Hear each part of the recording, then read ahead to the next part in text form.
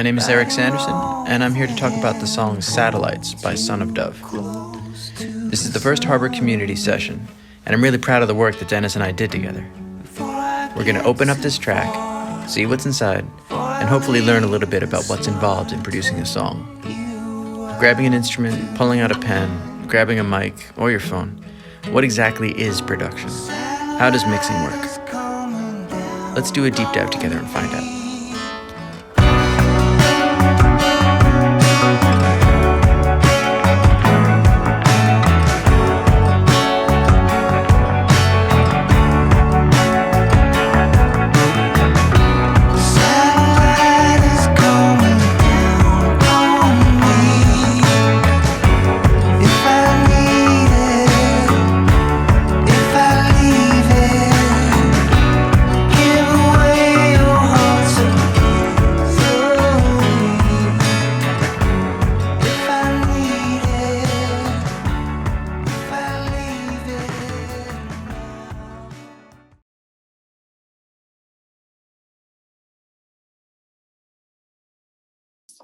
There we go. All right. Very cool. So you're real. You exist. Face to face. The first time we've seen each other. It's true. We've spoken a lot recently. I know. This is a bit surreal, but I guess it's what life is right now. It is. I love like that artwork behind your head there. Yeah, that's kind of new. So I had to show that off. Did you do that? No. Oh, okay. My wife is awesome at finding things that are, this wall was empty for about, I don't know, a long time. So we finally found something, because it's hard to find a piece of art. Sometimes it can get over. Yeah, no but doubt. I like your, I didn't know you had a couch back there. It's awesome. Yeah. It was actually really great. There is another studio down the way, and it was actually really cool. It's called the Red Hook Initiative, and it's this organization that provides basically a place to go to for kids in high school who are feeling a little disillusioned, and to give them options in life to work on stuff. And it was amazing. They had great funding, so they had 3D printers and video editing software and cameras and audio production stuff and all this. And just a general place for kids to hang out. And they had some really amazing instructors, just coaches, just to help kids get through whatever they're working on. So it was right down the road, and it was really great because they'd pop in every once in a while and say hi, and I'd show them around. And some of them were into music, most of them were into video. Yeah. When they moved out, they got a new space, and they moved out, and the people were clearing out the room, and they were going to trash the couch. And I was like, can I have it? And they literally just walked it in and dropped it down. It was perfect. It couldn't have been better. Wow. So. And it's cozy. That's great. I think it's IKEA. I'm not really sure. It works well. Yeah. Looks good. It gets the job done. Yeah. Yeah, I can't really show you around because this is an iMac, so it's kind of. Well, I've seen from your beginnings how you found the place and followed you on socials, and how you went to the wood shop or some place where you'd made a custom table, I think. Yeah, well, it's these those panels right behind. Oh, the panels. Okay. Yeah, they're acoustic panels. So I have some in front of me and some above me, and then in other places of the room. Because when I got the space, it was just a raw, open space, and with parallel walls and a concrete floor. So a finished concrete floor. So basically, I could click my finger and the echo would go for for days. At least 30 seconds to a minute. It was really impressive. Nice. So that was a big deal. And I had this wall here behind me. I paid some dudes to tear my side of the wall out, and then they filled it with more insulation, and then put another stud and created a double stud wall, and then double sheetrocked that with green glue and all that junk. And there's another wall that didn't used to be there, so I put a wall in there that has the a door. So it created like a little storage area where like the kitchen stuff is and just general supplies, and then also creates like a barrier. So Nice. I don't have to worry about other people, you know. The only thing I hear is out the window. There's a park right there, and Right on the water. the water and me, and you know, you can hear people like playing, like kids running around. Every once in a while, a little kid will like walk up to the window and look inside, and you know, hear people like playing with their dogs and stuff. But I quite like that. Essentially, so you're like a sub level. You're below. No, well, yeah, but only a little bit, only a couple feet. Yeah. You know, like I'm technically the basement, but you know, it doesn't Right. feel like that at all because it's only a couple feet below, and this big bay window, which lets in lots of Right. light and lets in lots of life. So That's great. yeah, and most of the time, like the vast majority of the time, the window's open. Yeah. The only time I ever really close it is when I'm doing drums, because it doesn't matter to me at that point to have the window open, and you know, how to respect people at the park. Right. Nice just to not bug them. I'm sure they can hear me though when I'm playing. I'm sure they can. If you can hear them.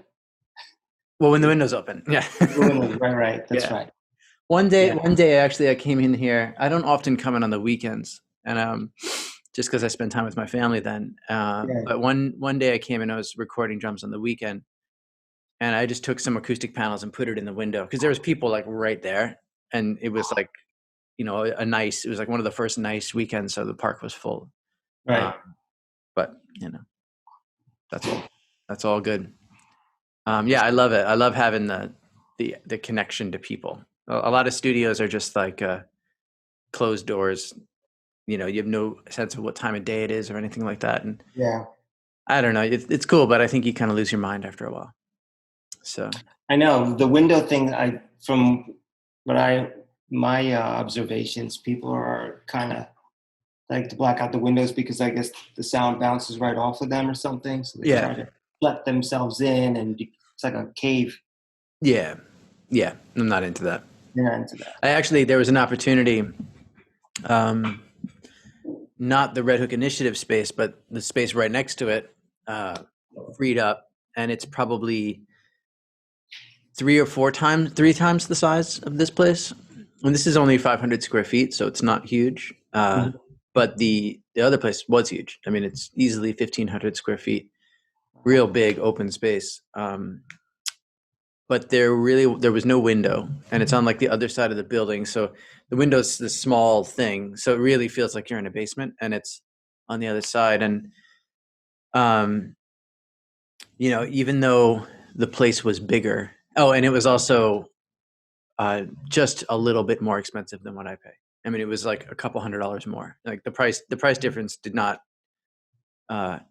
take into consideration the size difference. It was like completely disconnected.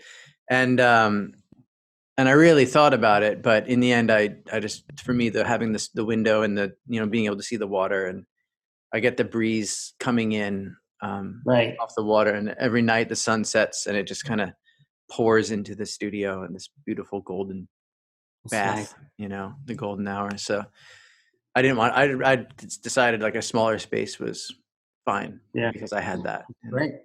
Yeah. It's like a kind of control. I mean, the other space was bigger, but it's I don't know. It's kind of like that. Your favorite pair of shoes. Yeah. Yeah.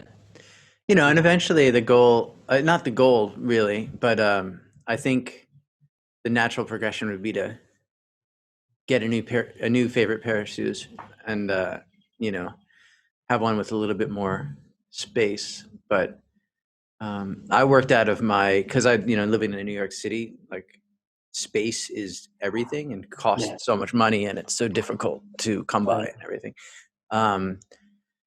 So all through my time with Augustines and everything prior to that was just working out of my bedroom, my second bedroom in the house, and you know, with neighbors and shit like that. Like when we were recording, even back to Pela, you know, we'd be recording horns in my living room, and like the neighbors would be like writing letters saying like, you can't do that, stop, and all this stuff. And it's just the way it was, you know. Wow. So I wanted, like every time I've like gotten a new space or something, I've always said like, have I maximized like my potential at this particular space? Like, can I really justify like increasing stress and you know, responsibility and all that. So Yeah. I'm gonna do the same with this one. Wow. When this place is truly too small for me, you know, Yeah. then if it's holding me back, then I'll move up. But for now, it's not. So It sounds like a great, you know, it works well because it's close to where you live and easy to get to. hmm You know, if you had to get on a train and get out for an hour and a half, 2 hours, I mean, those are pros and cons to that because you can get away, but then you're not right there. If you got something on your mind or you want to stay late, yeah, you know, it's easy. yeah, and you know, I mean, it's been especially great right now with COVID and everything, Yeah. because it's just 2 blocks from my house, and I have a lot more childcare than ever before. Mm-hmm. Um, and you know, like there were many a days when I was working on your song, even where you know, um, Rowan would go down for a nap, and I could just like zoom over to the studio for a couple hours and then come Yeah. back.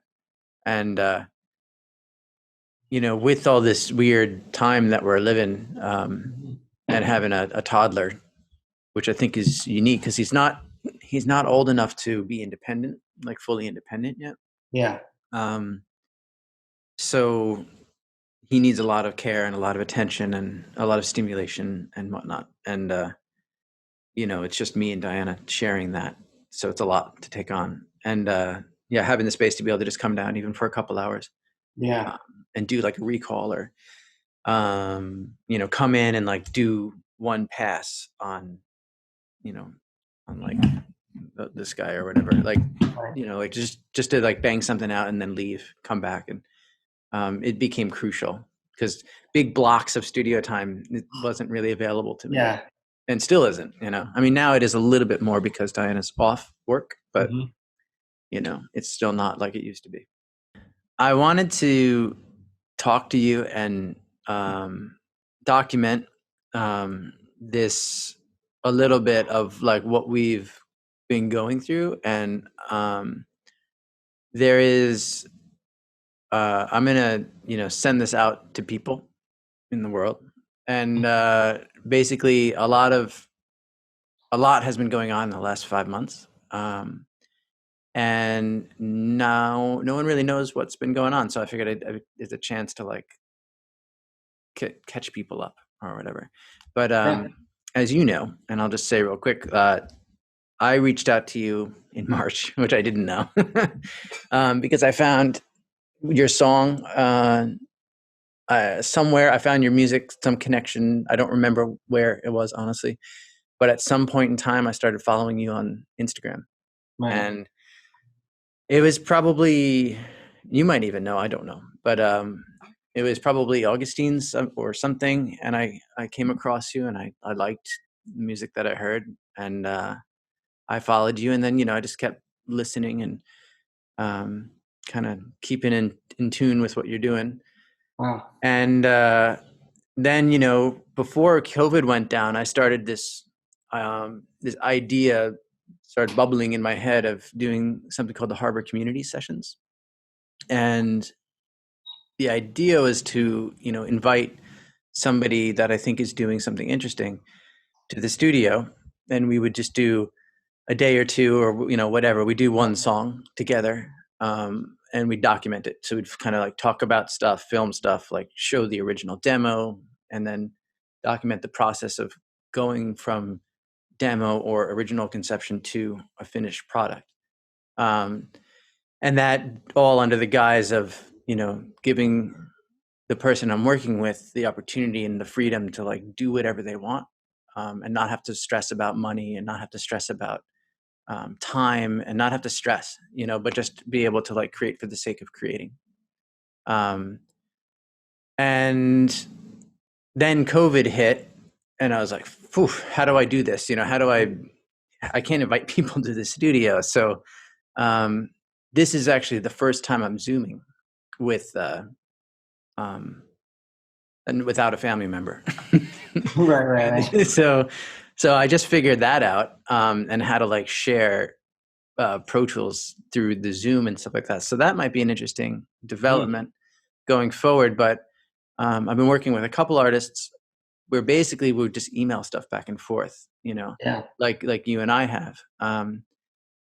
So yeah, when I finally said, okay, COVID's not going away, I need to just jump and figure out how to take this idea and apply it to like what's happening right now, is when I reached out to you and said, let's just go for it. Let's just figure something out. And I like what you're doing, and and then basically you sent me over the stuff. But before we get there, I just kind of wanted to like, get into your brain of what you thought it was going to be, and like what that initial contact was like, Yeah. how it felt to you. Well, as you mentioned, I've been a big Augustines fan for a long time. Well, back in the Pele days, I heard of the band, and I didn't know as much about them back then, but started getting into Augustines. We are Augustines, and I've been following you guys since then. And probably 2011 or 12 is when I really was hooked on it, and I was just like a huge fan. So I've been following you guys, and maybe that's how you came across me, because I might have been that annoying guy that likes everything, because everything that was coming out of what I was doing, I was just motivated by, as a singer-songwriter and what was going on in my life at the time, and it just connected. So to have this opportunity, and then when you connected with me and you reached out, I was kind of like, really surprised and kind of scared to just go for it. But then, as you mentioned, the COVID hit, and it just felt right at the time, and it didn't, I felt a little bit more confident in, exchanging this connection, because, as a singer-songwriter, I've been doing things, but you just never know how you connect with people out there, so corresponding with you, I was just like really ecstatic and just honored, really, to have an opportunity. But it just felt right with what was going on, and that was my head. I was busy with work, have a family, and trying to make everybody feel comfortable, and not sure how things were going to happen, but having this opportunity to continue to create, play music in some strange way, it just felt good to do. It Yeah. just felt right. Again, I've been saying that, but and I didn't know where it was going to go. I wasn't sure when you mentioned like send me some stuff. I was like, I send them things that were already, recorded. But then you mentioned, just send me something that has really it's not complete, no production value, just anything. Yeah.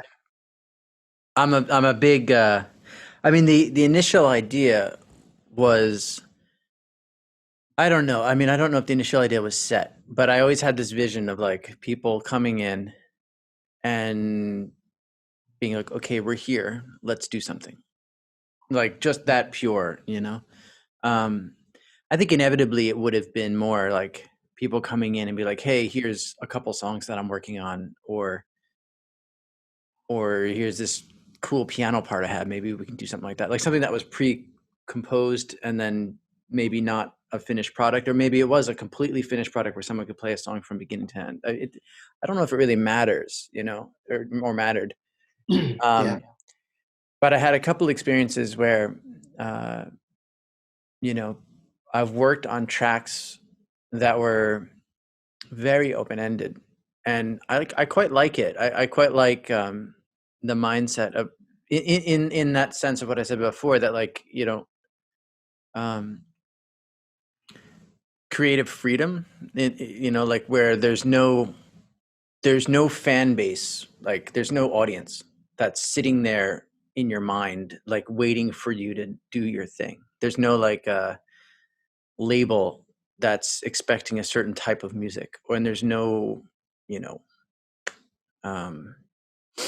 friend that's going to judge you because you put a hip hop beat on, and that's not you. Right. Like there's none of that. Like there's just this idea that like you're in a room you're working creatively with somebody leans over and hits a note on the piano and it's like, oh, that sounds good, let's do that. And you just start layering and doing stuff, and in the end what comes out is you might not even like, but it is a true representation of what that happened that afternoon, so they get basically getting the head out of there. So when you sent me, I think it was a couple of tracks, they were like voice memos, it was my or video. video. Yeah. I like. How many did you originally send me? Was it 2 or was it 3? I don't remember. It might have been 2 or 3. I think it might have been 3. Yeah. But I know, like, I do it on video rather than a voice memo because I like the video, the way the audio comes into the video. For some reason, there's a strange compression, or it does something, and it has a sound that when I record it and I play it back on the video, not taping myself, but just putting it on the table or something, it comes back and I hear something else, and it sounds more interesting. Yeah. No, and I heard that, and I can play that initial recording, in a second, but because it was interesting, right? Like the phone fell behind your amp, you said, or was it just on your amp? Like the phone, when I was recording that particular song, I just had it on a table, I thought. Oh, okay. And usually I'm over here, and I have a window over here, and I just kind of stare out the window. Perfect. And I'll just try stuff out. Mm-hmm. But well, is it? I mean, I can show you now. Actually, let me see if I can do this right. Ladies and gentlemen, this is my first screen share. I did test this out before, so hopefully this works. And we're just going to do Pro Tools for now. Okay, cool. Share with audio. Bam. Nice. Are you getting it? I see. So this is the session with Pro Tools' new fancy folders. And spinning ball. Let's see if it works. There we go. Just had to wake up a little bit. So this is the very first initial recording that you sent over, which the name of the session for the longest time was IMG-6428. That was the name of the song in Pro Tools. So I always thought that was kind of funny. But here we go. I'll play a little bit, and hopefully the volume's at a good place.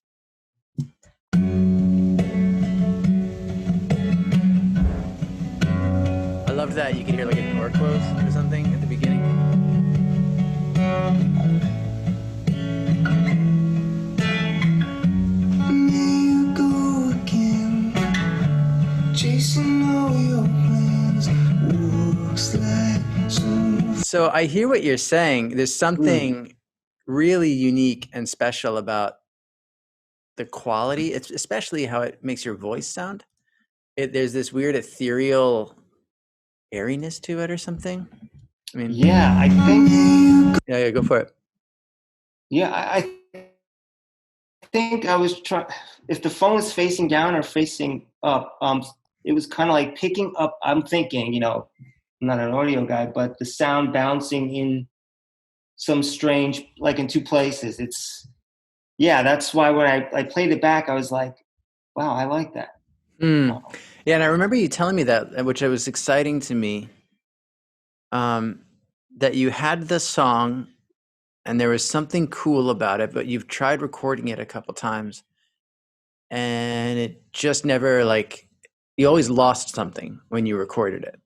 Yeah, definitely. And I think that's really interesting because you are not the first person to have that happen to. Like, that's like universal almost. I hear so many stories of read stories where artists or bands would say, we use the original demo for this or that. You hear that a lot, especially in the classic, the classic late 70s bands, and you hear these stories about how they recorded something and they went with the demo or something. Right, because the demo was probably recorded in a fancy studio, live multi-track.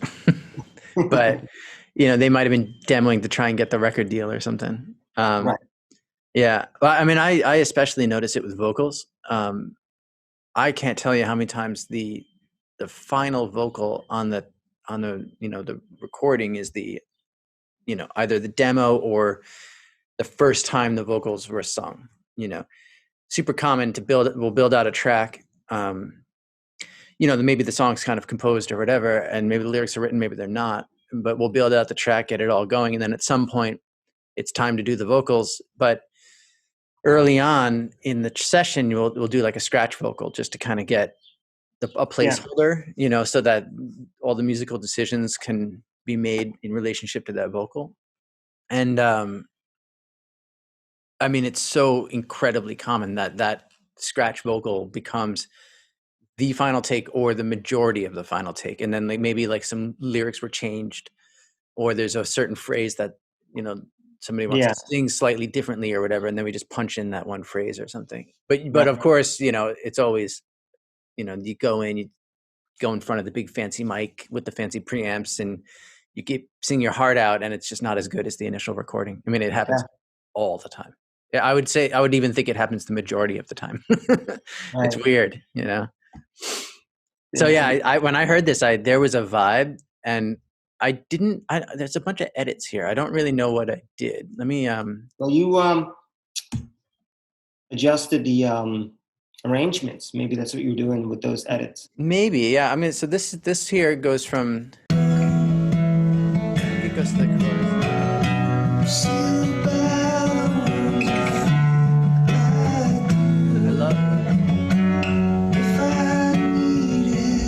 I loved that vocal melody there. That was actually the part that got me excited about the song, because when I heard that, I heard it being played on piano, which I can show a little bit. Okay, let's see. Yeah, I really love that melody line, and I tried so hard lyrically to try to. And that was another story, but I didn't know what I was saying most of this. Yeah, there was just occasional word popping through, but for the most part, it sounded like you were just kind of singing. Right. Which I think is super cool. And that's hard. I'm not a vocalist or a lyricist, so I don't ever go through that, but I've seen Billy in particular and a lot of other singers go through the pain of trying to figure out lyrics to a melody that they composed just out of gibberish. Right. It's tricky, I know, and the English language, sometimes hard consonants can ruin a whole song, even though it might lyrically, that sounds great written on paper, but it just doesn't sound right. Yeah. I know, I know people like Jeff Tweedy, that's how he writes, apparently. Not that I try to emulate what he does, but I just know that he would just mumble things and then later go back and try to make it all sense. Just listen to it on repeat, and eventually you start hearing words that pop in, and then connecting the dots and figuring out a story or a non-story. Yeah, I think it's great. So I'm just going to see real quick, just out of curiosity. This was the length of the initial recording, and what happened after.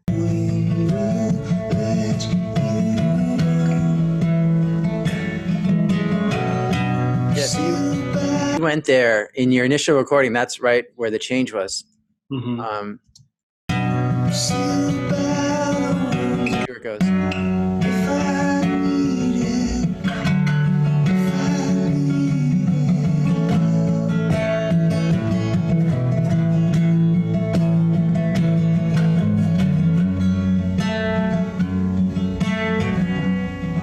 That's where I got that piano line. As I took it from your guitar part.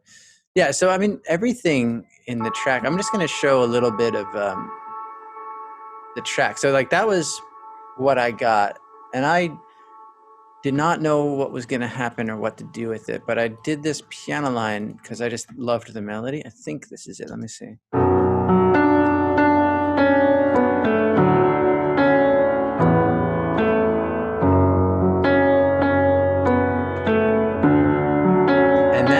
That took me a little bit to figure out, but once I got it, I was like, oh man, that's golden. I loved it.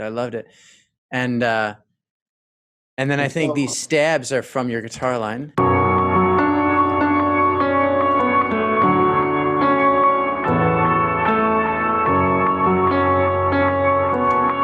That's just a piano, but I mean, look how many plugins are on that thing. I went to town on it.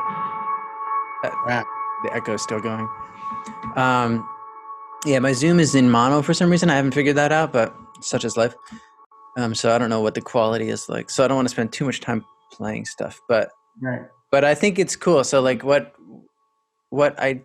happened was after the here's all the different like work sessions, whatever versions that I did, and Wow. this was the what I did is I took your video recording and I stretched it and warped it and put it onto the grid. And there is a tempo map because you kind of sped up in the Oh recording. yeah, I'm sure I did. It starts at 70. The intro is 70 BPM and then it goes up to 72 and then the first chorus hits 74. So it's 4 BPM from beginning to chorus, which is quite a bit. And then it just stays there for the rest. And I did this this version of the song where so that's your original guitar and vocal scratch track, and then I just played on top of it. Let me fast forward.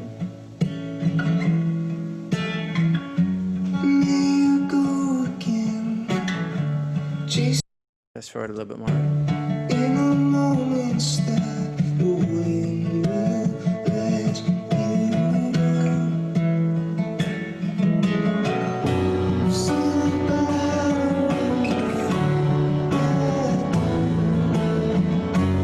So it's like piano and drums, and Yeah, when I first heard that first time, I was just like, I was pinned to my seat. It was like, wow, that was beautiful. oh, cool. Like when you sent me the the scratch track and then with the tempo, it was just like one, technically it was really easy to follow on my end because I've always had a real difficult time recording to a click track. Right. But because of the original scratch in there and how you arranged it, and then hearing your parts made it a lot easier. Like I actually was able to do it. Like, Oh, I love that.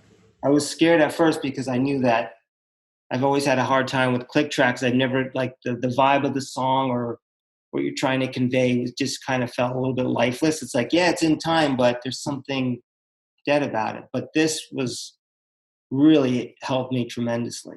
Oh, that's great. I mean, it's really interesting because I think click tracks and quantization and things like that really get a bad name for themselves so often. But it's I mean, some people, just the way they write music, you just have one tempo from beginning to the end of the song and it works and it's great. But a lot of people I know just don't write music like that. Like Yeah. the song ebbs and flows and has slower parts and quicker parts. And I started doing this technique in the studio a couple of years back, where rather than like figuring out a tempo map after the fact, or like figuring out a tempo map and then going in and recording to that tempo map, I find it much easier to just go in, like if it's a band situation, have the band play the song to no click. And maybe like they'll warm up, get it to the point where it's feeling good and that everyone's kind of expressing themselves, and then play it, and then come in, put it into polyphonic mode in Pro Tools, whatever, and other DAWs, but pop it in polyphonic, and then tap out a tempo and essentially like use the recording that is the non-click recording and put the click to that. Within reason, because for the most part, like people do settle on a tempo. It's not like they're just going willy-nilly all over the place. Like usually the verses are they feel good in a certain tempo, and maybe part of like the urgency of the chorus comes from the fact that it speeds up a little bit or slows down. Breakdowns are often a little bit slower ironically, like quiet parts of the song sometimes sound better when they're a little bit quicker. And these are all decisions that like performers make on a daily basis. Like when you're interacting with the crowd, you know, if the quiet part of the song is feeling a little sluggish and you think you're going to lose the listener, like you can speed up a little bit and lean forward on the beat, and then it keeps more urgency to that part. And all these things happen without even thinking about it. Like it's just it's our body language. Yeah. So I'll go in and I'll put the click track, I'll set the click track to an actual recording. So it's not cerebral. So it's more like emotional. Right. So it's exactly what I did with your recording. I just took what you did and said, okay, your intro is much slower than the rest of the song, but that's intentional because you're obviously, you know, that it's a feeling that you're getting, you know, in trying to preserve that initial feeling that you talked about. Right. And then, yeah. But yeah, then I remember because I worked on the track for a while. It took me a while to get the click and the, you know, get your video like in Pro Tools and on a grid and all that stuff, and to like nail that. And then it took a while to get the piano. But I just really like recorded it super quickly. And and at that point, I think it was like, you know, getting late, and it was time to go. And I was like, okay, wait, I hear something. Let me just go for it. And I didn't even move the mic. The piano's over here and the drums are over there. And they're like opposite sides of the studio. I didn't even move the mic on the piano. And I just pressed record and played drums to it real quick, just to like essentially like demo the idea. Yeah. And it's funny because before we got hopped on, I was listening to it. I was like, God, that sounds terrible. I can't believe I said this to you. But yeah, it was really interesting because after I did the drums, I was a bit nervous because I wasn't sure if you were gonna like it, you know, because it by no means was it like. You saying just the drum part or the everything? Just the beat, yeah. Like this part here, I'll play it for you. I didn't expect the song to go to this place. You know what I mean? Like it just. I wasn't thinking like, oh, we need to like pick this up and make it more whatever. Like it, you know, the drums and bass was like something that came just out of like spending time and being like, oh, I hope he likes this. But I'll play it real quick.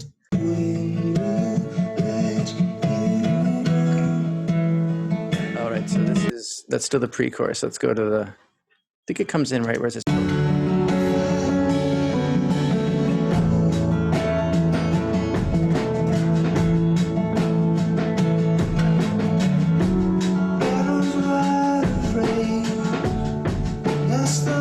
I wonder if there's any bass on this at all. Let me check it out. Yeah, there's no bass even on this first demo. Did I send this one to you? Was there? I don't think you did, because the drums that I received were like, I think the ones that are somewhat final, and also the bass. I think. Let me see, like, so this has no bass on it.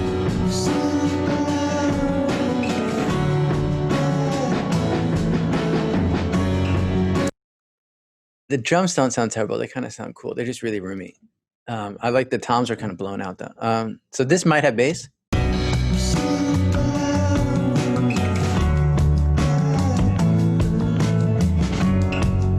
Yeah, so that's what I sent you, I'm sure, because that's the first time that it has bass and drums. I guess I came in the next day and did I re-recorded the drums and then did the bass. You say it took you a long time, but I thought that was pretty quick. It was like, I think it was like 2 days, and then and then I got this. I was like, wow. Yeah. So then I sent you. Yeah. I mean, that's the thing with music is it does happen quickly. Usually it's about scheduling, figuring out like when the hell you're going to work on it. I think this is the track. No, that's just louder. And then this is just drums and bass and piano. This is just me. And then I sent this to you so you could record guitar and vocals.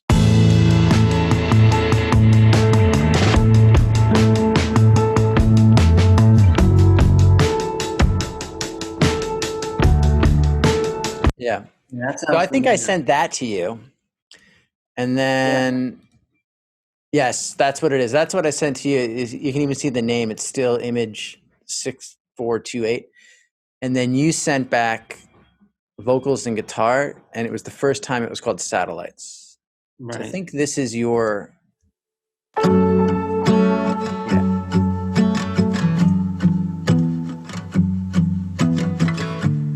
and that was the first time that your guitar was there, and then And there you go again. yeah.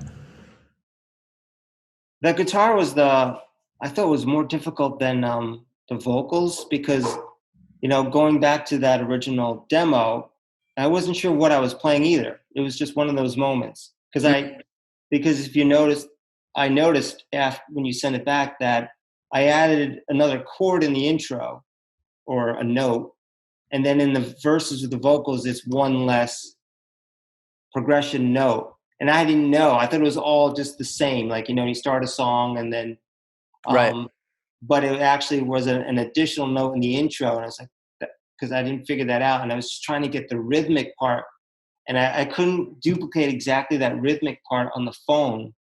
Because it was like, I don't know what I was hitting. I think it was just picking up some like, feedback or distortion or something.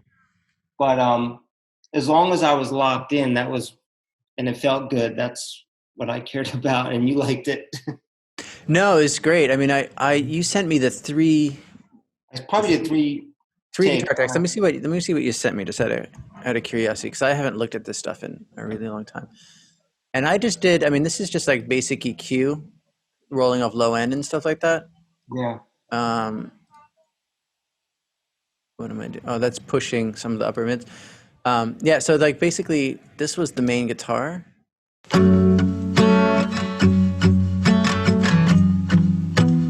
I have this Vox Spring on it, but I don't even know if I used it in the final mix.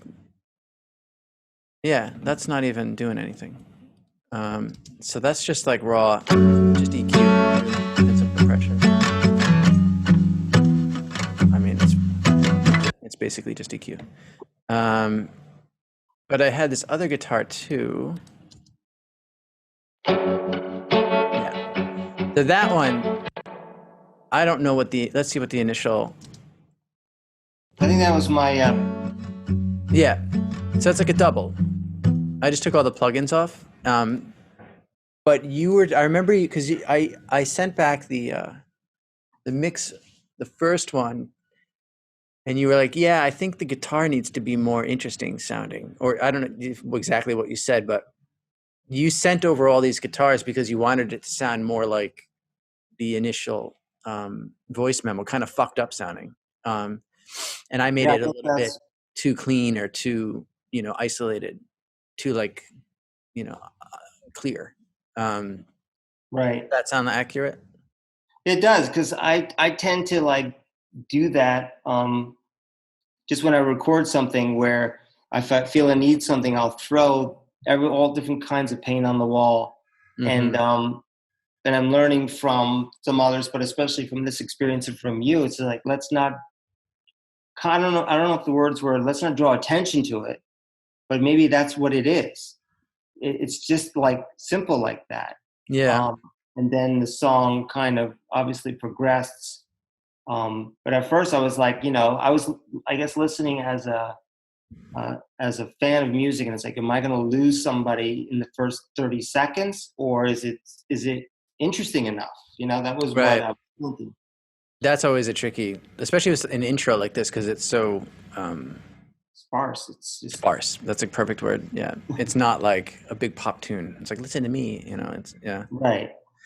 But it's a journey piece, it's supposed to bring you somewhere, ideally. Yeah. So I think I did all this, like, I think it's really that the Sans Amp and the Black Spring are the two things that are really making that guitar sound like that. And I really like, it's also super quiet if you compare the two. I've been getting into that a lot recently, like having things be in the mix, but having them be like really quiet, where you don't even necessarily notice them, but if you take it away, it's totally different. And this is, so check it out. This is the two together. I don't know how good the quality is for you, but hopefully it's good enough. Sounds good.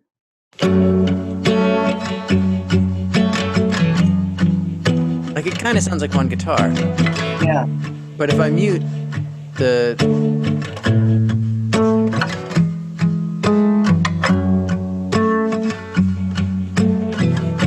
so that's giving it width and depth, and it's fucking it up a little bit. And I even muted. You sent over this acoustic verb thing, and it's cool. That's what comes in halfway through the second verse.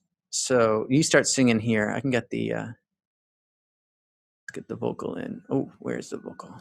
Just the lead. Let's do all the vocals.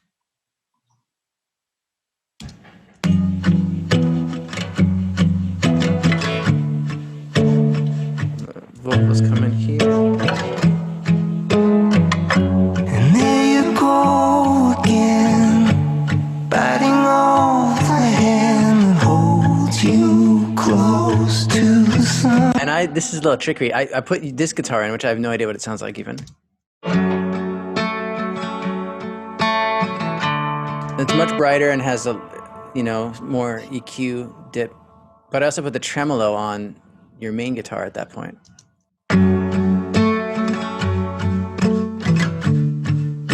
Subtle, but Yeah. it creates more space.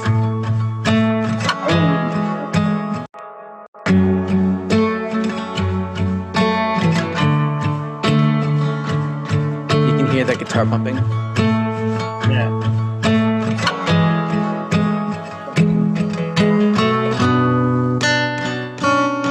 You can really hear it there. Yeah, I've been like obsessed with tremolo. I was doing a mix and I don't know which one it was, and the whole thing was sounding really like cluttered and dense, and then all of a sudden I was like, let me just try it. I think it was on guitar. It might have been this song. I think it was Sooner though, and I just put tremolo on the guitar, the main guitar, and the whole fucking mix just opened up. And just one thing, and I was like, oh my God, like, so it's always this balance of like, can you hear it? Like, you shouldn't really be able to hear it. It should sound natural, but like, Yeah, I didn't detect that. I knew there was, some things going on, but I didn't know exactly what it was. yeah, I mean, it's pretty dramatic. It's on the whole guitar, and it really is noticeably pumping. But when all the other instruments are there, you can't really tell. And now thinking about it and hearing it, I mean, it does come close to the that original phone, like, that weird however that phone picked up the audio, some weird thing. This kind of has a similar. That's really cool. That's pretty cool. Yeah. I'm looking at all that stuff. I don't even know what this is. You sent some. I sent you a lot of things. I was probably like, I didn't want to leave anything out just in case, but. Yeah, I remember that, right? When you send it back to me without those. I think that was the only thing I grabbed from that entire session. I got a little busy in the beginning, but. Hey, that's cool. Yeah, because we were looking for something to. Yeah, I didn't know. Make the beginning sound like more, to give it more weight or whatever, or more focus. But I think in the end it didn't need it. So yeah, I mean, I don't know how much to go into this stuff, but there's all these. This is another thing I've been doing a tremendous amount. Is this the intro, the keyboards? This is, I don't even know what it was. It's probably my OP1. Oh, you know what that is? So that's just a piano stab. This guy here with a shit ton of with like a lot of. It's very wet, and then I put a tape delay on it with a lot of feedback to make it really long. It just goes on forever. With like, it's looping with the space echo on, whatever. Yeah. But so this trick here, these guys that fade in,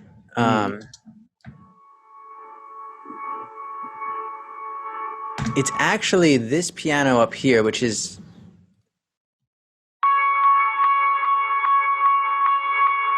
if I just mute all these effects, this is the actual piano line.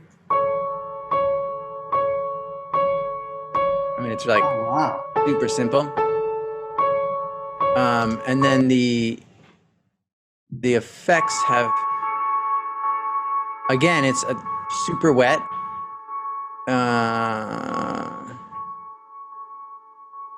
Is that it? I never use these plugins. I wonder why I was using them. Wow, look at that.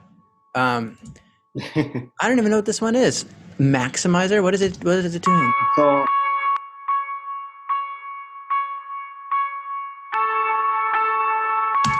I don't know. It's making it louder, but your plugin, you just gotta combine them in. yeah. Where is the delay coming from? Is it just this? Did you know what you were trying to get at, like with that in mind, or this was just kind of like trial and error and seeing what feels good? Wow. Well, yeah. I mean, I'll do that thing a lot where I'll take like just a short stab, like a little jab, on the piano or on a guitar, and then make it wet, and then put delay on it. But then, so like this, all the reverb's coming from this little plate. You look at the decay time's like up to the point of absurdity. All that ethereal stuff. But then I'll put the tremolo. So this is all just me just piling on EQs. I mean, how many fucking EQs? 1, 2, 3, 4 EQs are on this thing. It's crazy. Wow. You just see what they are, just out of curiosity. That one, I don't even know why that's there. It's duplicated. But anyway, the tremolo is doing a lot of the movement. Yeah. It's creating the. Like the rhythm too. It's similar, but it's wetter sounding. So that I mean, Peter Kiddis taught me the trick. Basically, like you can make things really wet, and then you can use the tremolator or any tremolo to have that wetness not be overbearing. You know, because like the part has a really noticeable like downbeat in the piano, but with that, so it gives you like a rhythmic element. But with all that, I mean, that's a lot of wetness. But if I turn on the tremolo, now it turns into a, it's less wet. So it just allows for more space in the mix, even though you have this like really wet thing. I lost my train of thought though. So like, anyway, that stuff was all there. And at the end of the song, you can see it's all here. This is in the second chorus. Yeah. It's there. So like when without going down a rabbit hole, all these tracks go to my submix here. They're all eventually coming into here, and then out of the submix I print into my main mix, and that's like what the mastering engineer will get. And I put this limiter on there like as a faux mastering, so when I send it to you, it sounds loud and whatnot. And I'll print a version of the song. Actually, I can show you. So this is the final mix with my faux mastering, and then this is the final mix without it. So this is what the actual mastering engineer will get, and then this is what you'll get. And the difference is noticeable. I mean, let me do this.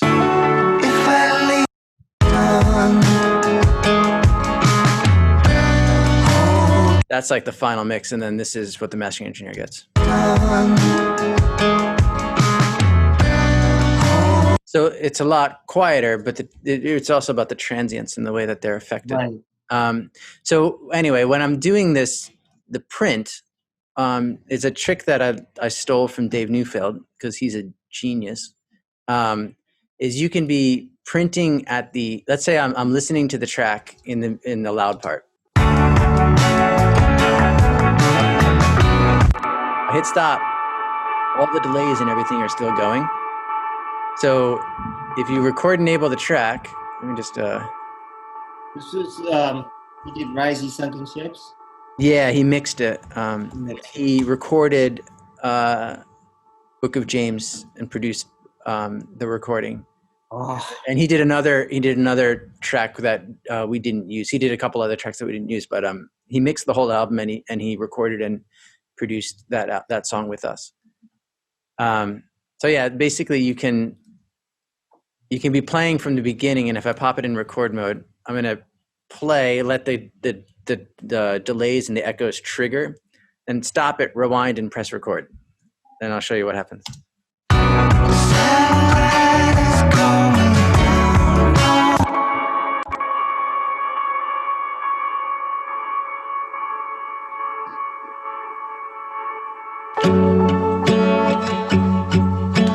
So if you look right here, this here, all of this audio is the delay that's being produced from here. So it's the tail. You know, if I press play, press stop, the music still goes. So if you press rewind and press record soon enough, you'll get it. So that's what these guys are here. That's like some kind of. I don't think I could follow that if I watched that on YouTube. No way. You could follow it. Yeah. That's what these are. It's done 2 different times, and I think the actual final mix has it as well. Yeah, it does. If you look, I'll make the waveforms a little bigger. These waveforms start here, but the actual final mix has music starting from the beginning. So I did that trick, and then I just, where is it? I did this trick, and then I just took it and faded it in. So the end result would be like, so you hear that, and then you hear these come in, which are over here. So that's what that is. I've done it a lot. Ever since I saw Dave do it, I was like, that's brilliant. I'm stealing that. Thank you very much. It's like beautiful bookends, the beginning and the end. Yeah, because is it at the end as well? I don't even know. Yeah, well, it's just a piano, but you know, whatever. Yeah, that's fun stuff. Wow. Dave did this other trick, which I don't do because it's I don't know why I don't do it more, but it was really cool. You know how like in vocals, S's are always an issue. Like if I look at your vocal here, here's your lead vocal. I don't have to play it if you don't want to hear it, but I'm compressing it just a little bit, you know, like literally a little bit. And there you go again. Just because I'm assuming you didn't record it with a compressor, and that's giving just a little bit of level and keeping it intact. And then I have the decapitator on it to give it, just to distort it a little bit. Decapitator is like a big go-to. You use that a lot? No, I don't have it on my Protools, but I've seen it. Yeah, it's great. I used to use it probably too much. That's like, it was like all I ever used for distortion. But it's amazing because you can. And there you go again. Let me. Here we go. And there you go again. I mean, one of my favorite things is to put it in punish mode and just crank it. This is. I don't know how loud this would be. This will sound crazy. Let's do this. These are different emulations on the bottom, so they'll sound different. So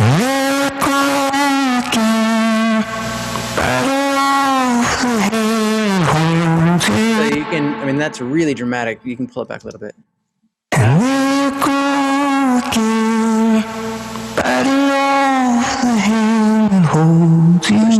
Much darker. This is, I think it's a Neve emulation, but it's much darker.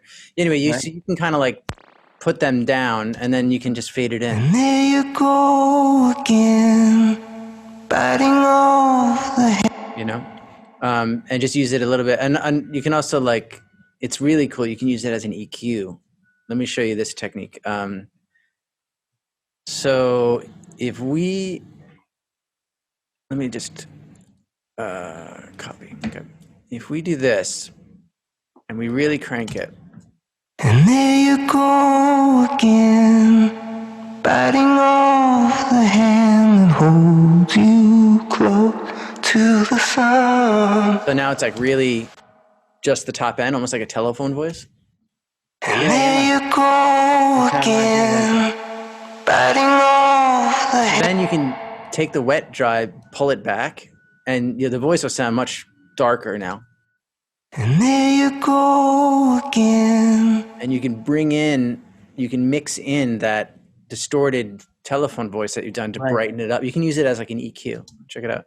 And there you go again, biting off the hand that holds you close to the sun. And you won't hear it so much right now, but in the mix, like if it's like an alternative to grabbing an EQ. You can just like use distortion and sculpt the point where you want that distortion to be, and then just like slowly bring it in to bring that clarity or pop to your vocals or to whatever instrument you're doing it to.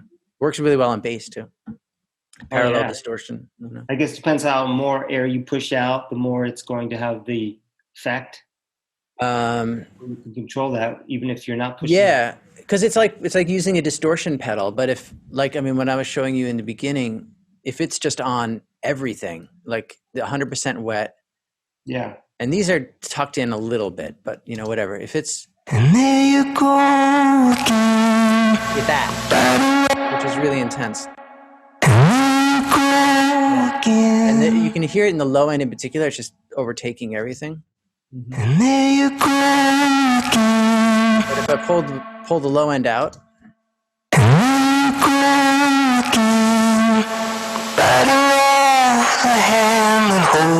a bit hard, and then you can kind of find the sweet spot with the high end. Right.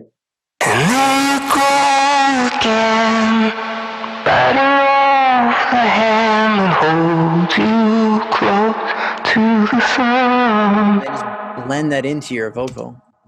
And there you go again. So you use it all the time. I use it a lot. I don't do it every single time, like by default, especially on lead vocal. But what I've found, another way you can do it is you can duplicate the track and then just mangle the duplicated track and then blend it in. It's the same exact thing. It's just this particular plugin has a dry wet mix on it. Yeah, you can get more refined doing it this way. You get more control, I guess. It's kind of similar to like reverb, right? So like, do I have any reverb on your? Yeah, I'm using this Black Spring on your voice, which is like a Pro Tools plugin. And I look at it. I haven't even touched it.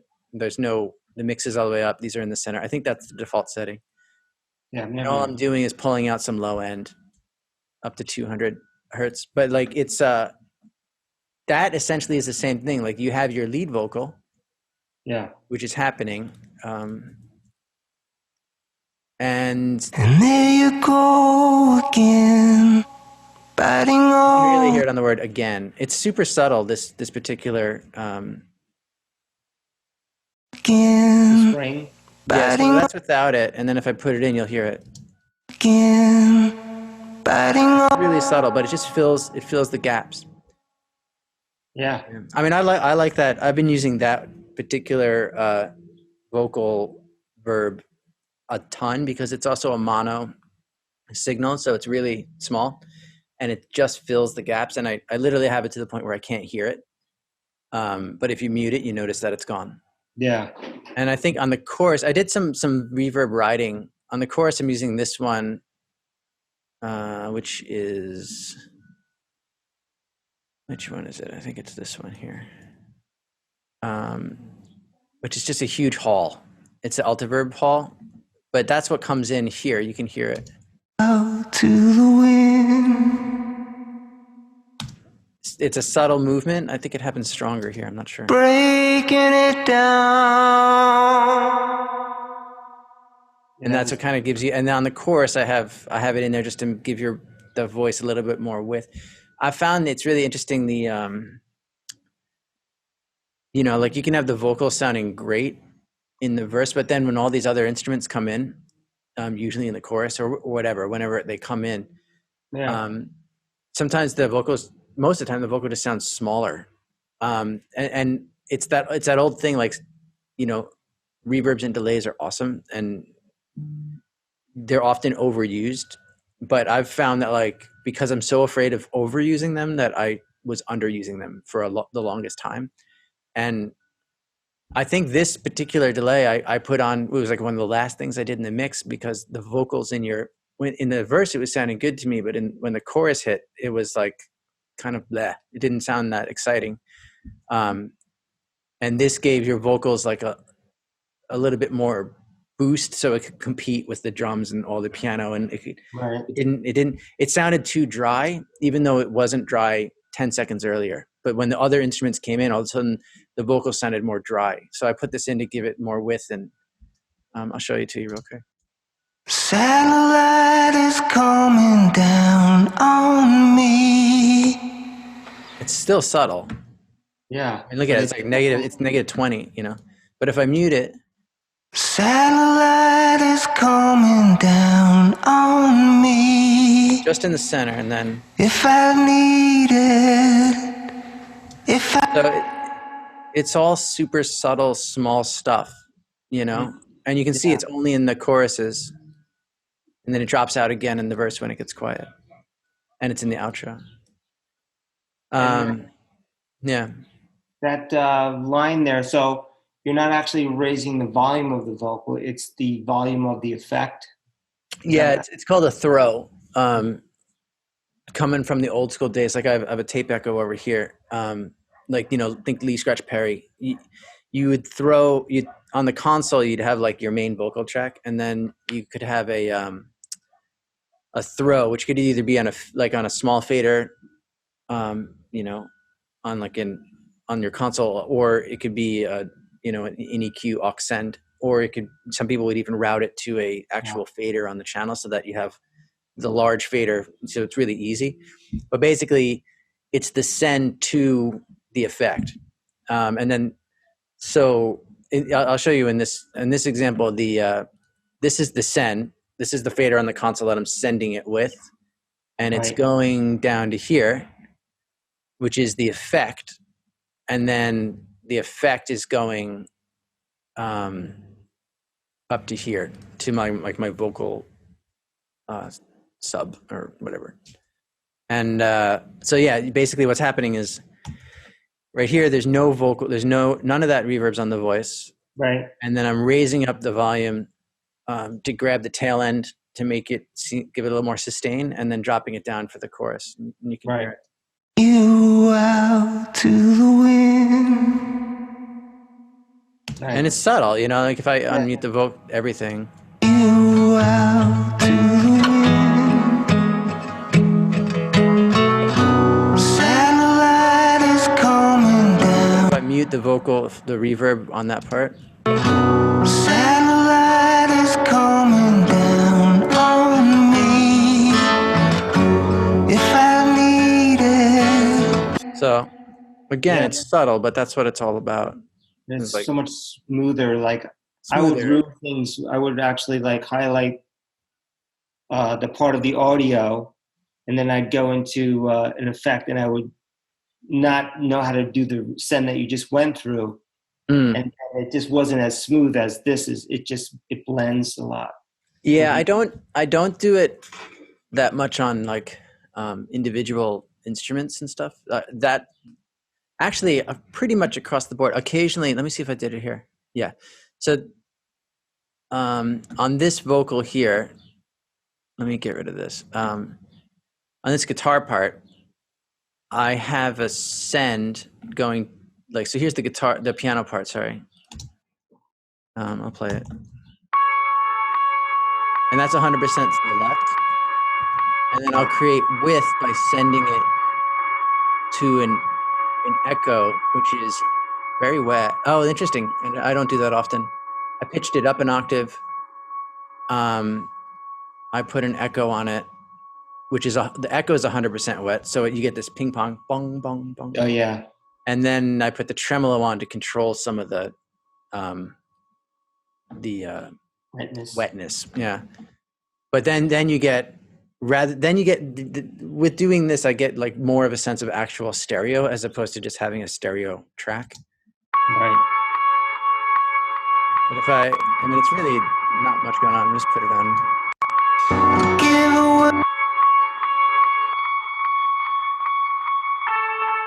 Yeah, that's just the delay. So that's an application. That's pretty much the only time I ever use a send effect in instrumentation, is when I want to create that like width thing where like you hear a guitar hit go boing and then it goes dong dong dong dong dong over there. Right. Because it's just easier to create that separation in the stereo. But for vocals, I'll always do, not always, but I pretty much always do my effects on separate sends, because I like to throw, and I, you know, gives me the ability to like adjust levels. You know, if I want to have the chorus be more wet or less wet or things like that. Wow. Yeah. Pretty Anyway. impressive. There's a lot to go on. I forgot that you're a Pro Tools guy. So. Well, no, I am. I've always joked about it. I drive a Lamborghini, but I only go 20 miles an hour. I mean, you know, I figured out ways to like do it with duct tape. I call it my duct tape methods, but this is just, it seems overwhelming for me. Wow. Well, that's the thing. It's like it can be overwhelming, you know, Especially and it shouldn't necessarily be like by default. Like it's not. I think a lot of people get, and it's good that you're not in that place, but a lot of people get this mindset that like the more complicated it is, yeah, the better you are, you know. And you see this a lot in recording, where people will be like, oh, well, we recorded it through a guitar amp, and then we used this crazy mic from the 1930s, and like we sent it through this old thing, and blah blah blah blah blah. And it's like, yeah, but does it sound good? Like all that matters is it conveying the emotion that you're trying to get? And so people overcomplicate things. It's almost like academic language, you know, like most of the time academic language is amazing, and they're actually using the appropriate word to describe what they're trying to describe. Sometimes they're just using fancy words to make themselves sound smarter, or not even in the academics, like even at a bar. Like how many engineers and techs have I met that intentionally use like tech jargon because it makes them sound smarter? But it really is connected to their insecurity, that they don't really know what they're talking about, but they know that they know more than you. So they'll, you know, make themselves sound smarter as a power trip or something. So yeah, a lot of people do that in recording. And I mean, myself included, like, I mean, look how many fucking plugins I have on this track. Do I really need that many plugins on the track? No, I don't. But really what it is just like me constantly tweaking and trying to find, like figure out what I want. Like it's not right yet, so I'll just keep tweaking and I rather than, I mean, I could probably get everything I did from one EQ. I mean, that's a crazy amount of EQing going on right there. Are these EQs really doing anything at that point? I don't know. But I just left them on because I started with this, and that wasn't enough. So then I did a massive dip at 500, and that wasn't enough. So I telephoned it, so it's just high end. Like, you know, it just keeps evolving. So it looks crazy and weird, but it's not, and it's basic stuff. You're like, I can't hear the piano, so what do I do? And you just keep EQing it until you can hear it. Yeah. You know, or taking away the EQ that you did because you fucked it up. That's where I always went wrong when if I couldn't hear something subtly, I would just get on the fader and try to raise it when I should have used a subtle EQ, because then I'll be muddling up something else, and that was always where I just that's hard. That's like the secret of mixing, the lifelong quest of mixing that is really hard. But I think Peter taught me one of the greatest things, and it's so basic, but it really like it gets into like the core of mixing. He does this thing, and I actually I do the same exact mindset. He has this setting, I call it Cadus bass, and it's really not anything. But if we look at the bass line here, I'll go to like kind of the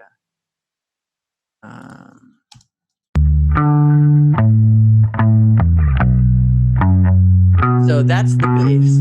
This is this compressor. So this is the bass line here, and it's got, which is brilliant, by the way. Thank you. I really enjoyed playing it. My new favorite bass compressor is this guy, because it really just gets this soft but super punchy attack. I love it. And this guy is a more aggressive attack, which I needed to have it poke. That was that you know how you mentioned in the mix that you couldn't hear the bass as much as you could before, and you really liked it before. Mm-hmm. I put this back on.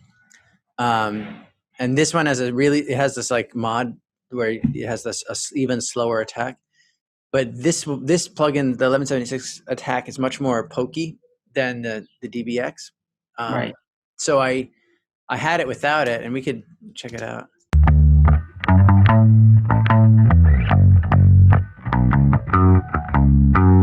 And this will poke it.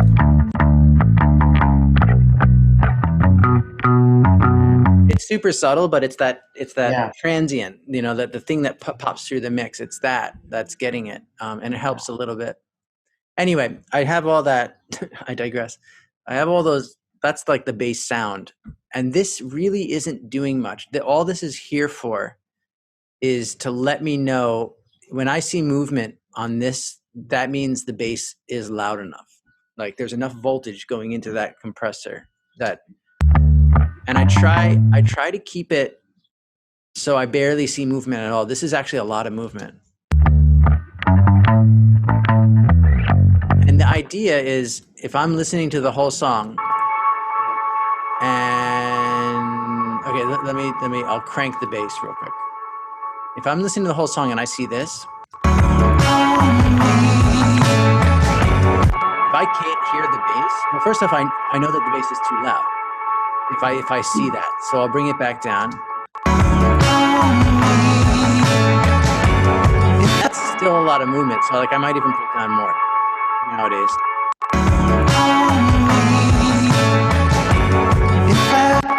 Now, if I see that movement and I can't hear the bass, then it's an EQ problem, not a volume. The bass usually has too much low end in it. This is just a dip at 50 because that's kind of where the kick drum lives. So I'll actually I think this will show me. I don't know if you know this plugin. It's new to me and it's really quite cool because it has this feature where these are the drums here.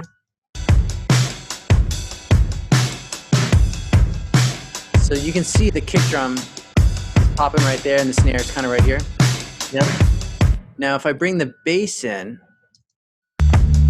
this is the bass. It's the heart of the bass is the gray area. Yeah, see what I did to the... Yeah, look. So this dip right here on the drums is purely to create room for the bass. It's super... Again, this is only 2 dB. It's super subtle movement. But that little dip, I'm taking out that like 150 world from the drums because the bass is really living in the 150 world so that the bass can be louder. So the bass feels louder, but you know, and I didn't do it here, but a lot of times I'll also, that was probably for vocal or maybe piano or something. The bass was poking too much in the 1K world. I'm not sure. But that's that idea of like, it's basically the idea of like you have a floor or a level, a ceiling. And that's it. You can't ever go past that ceiling.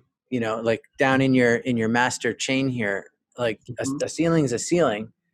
So like if you want to get something louder at some point in time, much like a guitar amp, if you want your guitar amp louder, you turn it up. At some point it doesn't get any louder, it just gets more distorted. Like a tube amp, you know? Yeah. And that can be problematic, especially if you're using pedals. Like you get to the chorus of the song and you want the guitar to get louder, but you've already reached the ceiling, and when you turn on the pedal and all it does is get more distorted, it doesn't get louder. So like mixing's 100% that world. Like how do you make something sound loud and full and big and wide? But then also have the vocals sit right on top, or have that melody line sit right on top and be clear. So that's what I do is like I'll, you know, I have all these things are kind of really, they're not doing much, but they're there to kind of show me where my levels are at. Like this is the drum. We're not really hearing what this compressor is doing. I mean, we kind of are. It's doing a little bit, but Right. it's got 1 dB of movement. But the only reason why I do that is because I know if this was like this,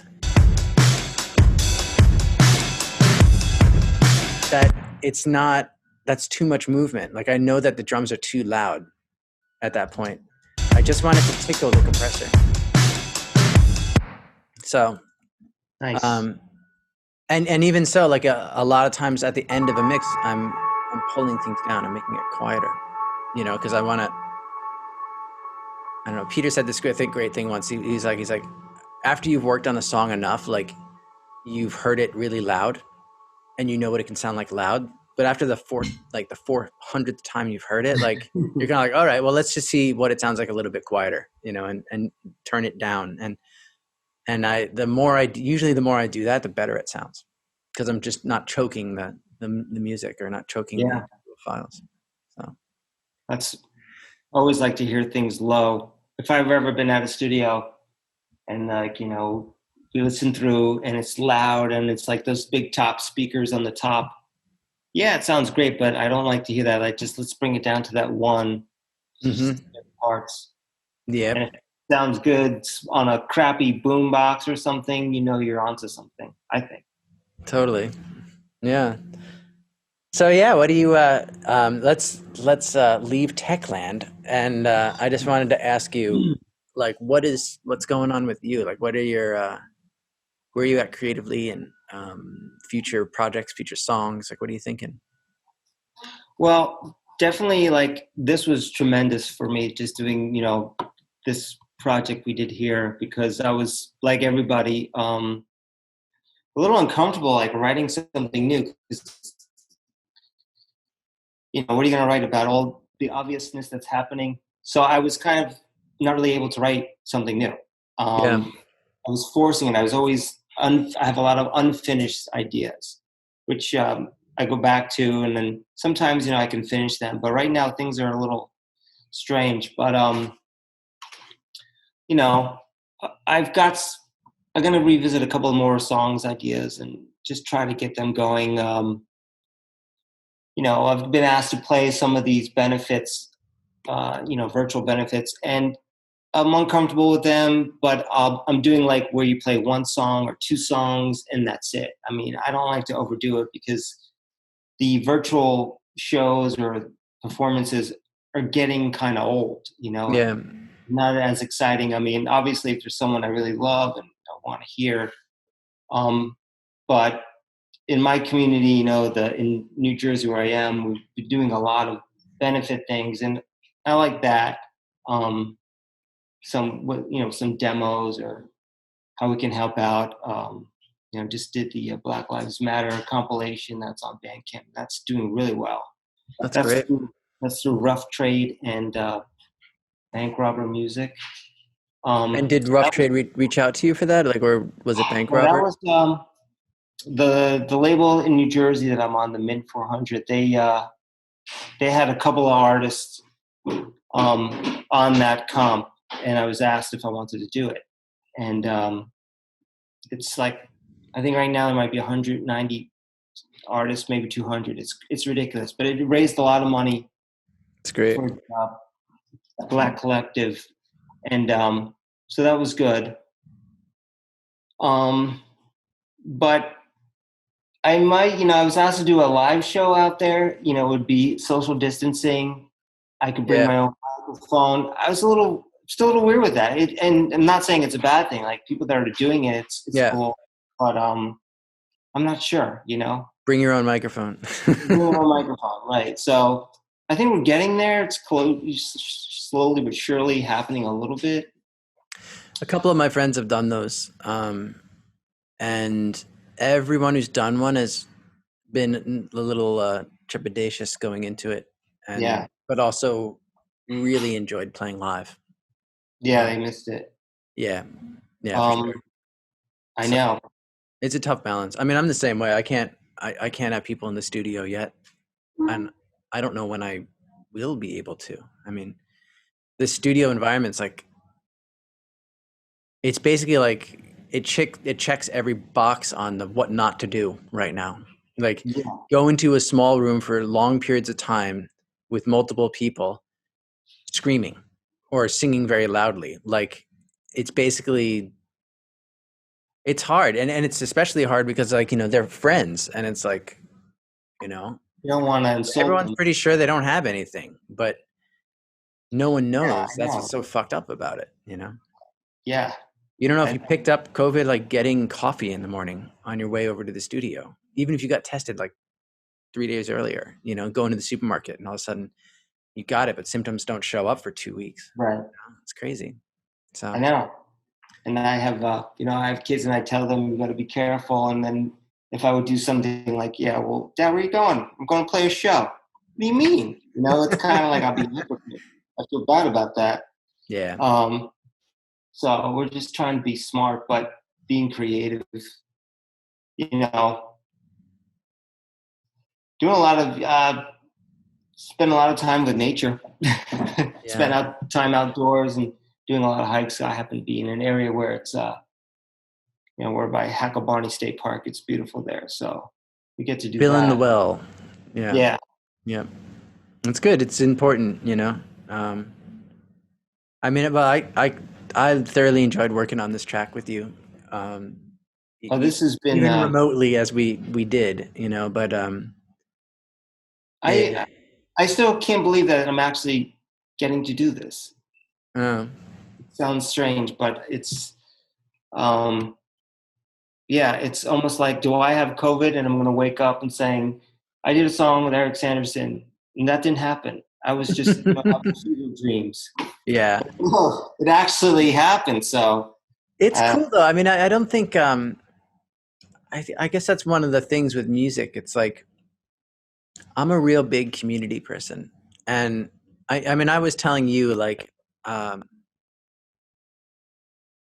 about the community sessions vibe in general. It like, growing up, not having money and living in one of the most expensive cities in the world, never having money, never having resources, like that really affects your mindset when it comes to creativity, and it affects like what you think is possible. It's one of the biggest luxuries that people who have a stable home or have a stable bank account or that security net, you know, like did you ever read The Artist's Way, that book? No. Yeah. Well, in it, one of the things that she talks about is leap and the net will appear. And that is like some of the best advice you could ever give somebody. I just think it's a lot easier to leap when you know that you're going to be okay if you don't land good. Like if you break your leg on the landing, you know you're going to be okay because you have a stable family or you have a stable home or you have somewhere to fall back on. And most people in the world, a lot of people in the world, I don't know the statistics, but like a tremendous amount of people in the world don't have that stable background to fall back on. So leaping is a lot more risky for them. And because of that, you know, it affects creativity. It affects your ability to like try stuff. And I don't know your background and I don't know your financial situation. I don't need to, but I think the same is true, not just for finances and for money, but for the idea of working and collaborating with people. Like people put so much weight and so much intensity on the idea of collaboration and, you know, what am I going to get out of this? Or like, how is this going to affect me? And I personally think that can be really detrimental to the creative spirit. It can be detrimental to who you, how you like develop and, you know, as you go forward in your life. And I'm a firm believer in the Buddhist mindset.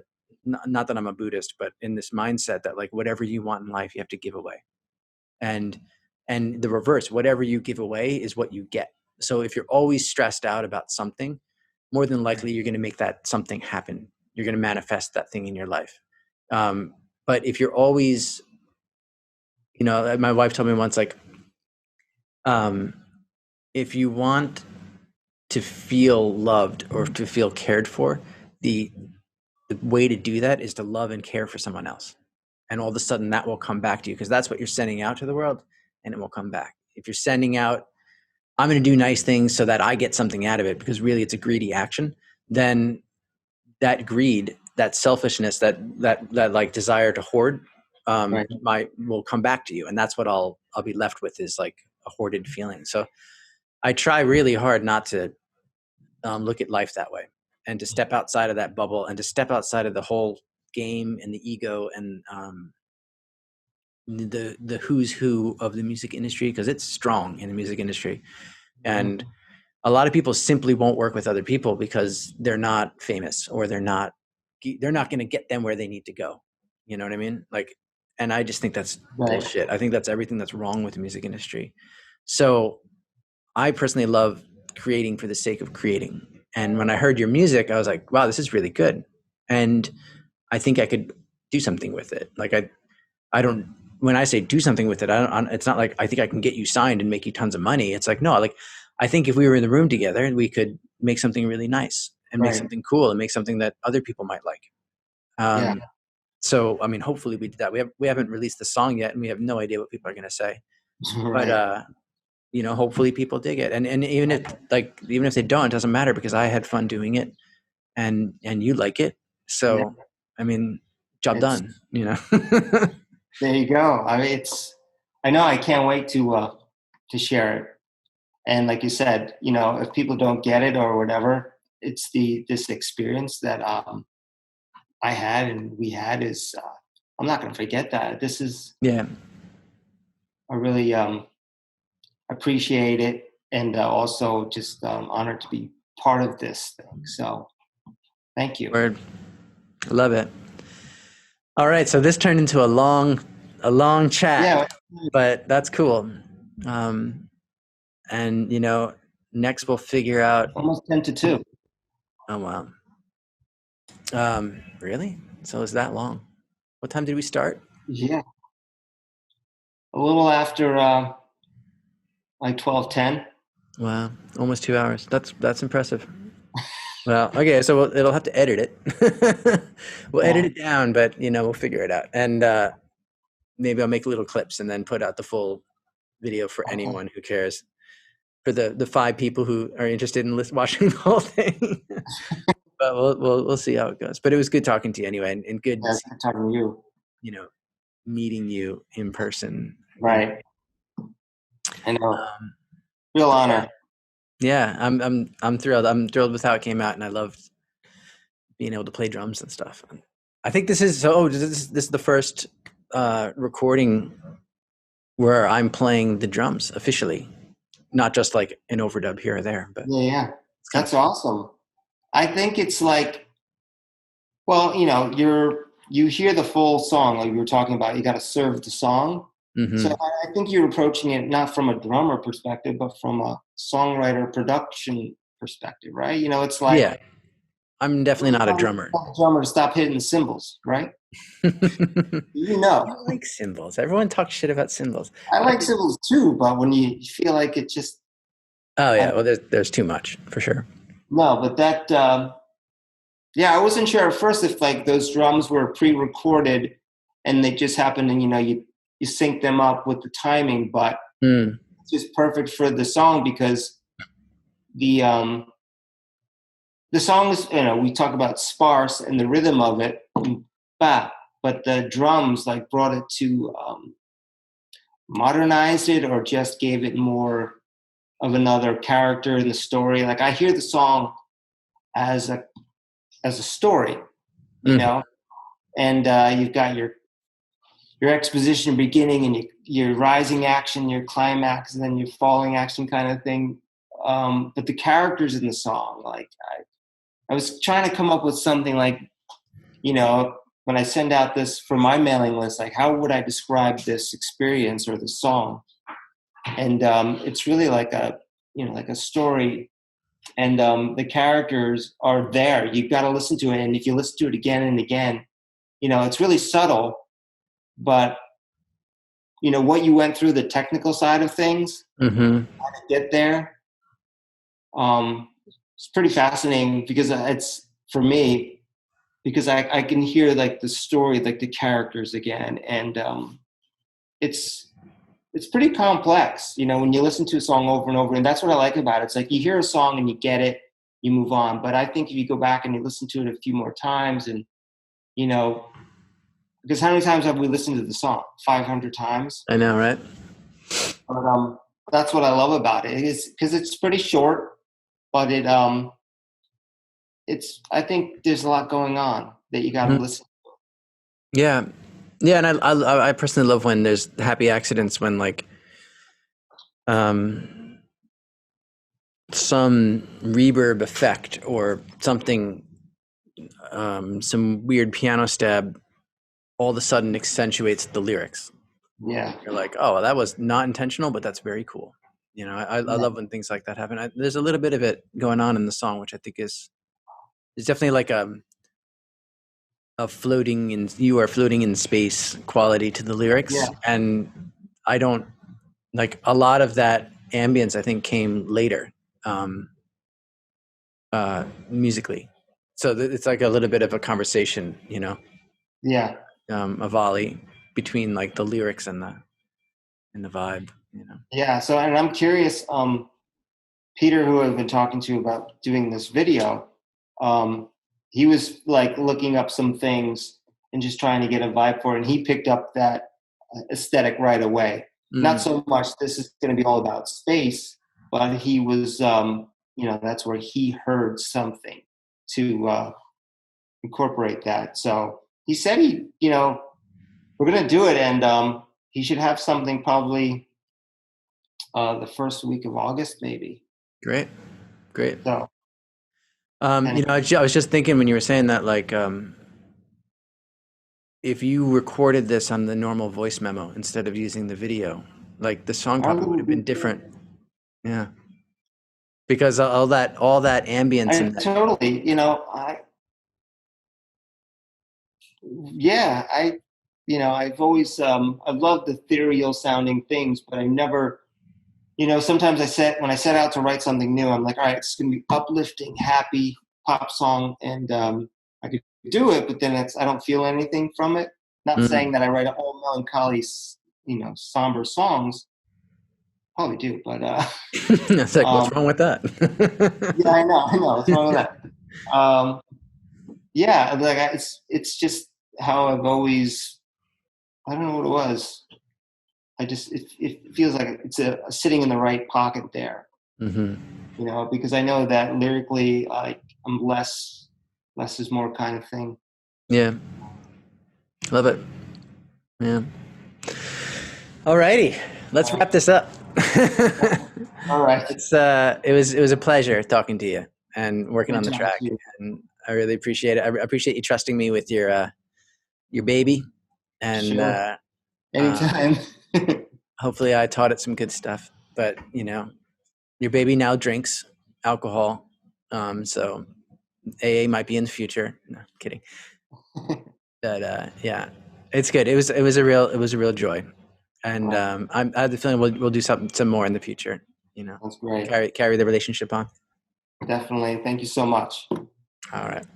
You take care, and I'll send you anything that I plan to release before I release it for your approval. Okay. Okay. Sounds good. All right. All right. Take care. Bye. Bye.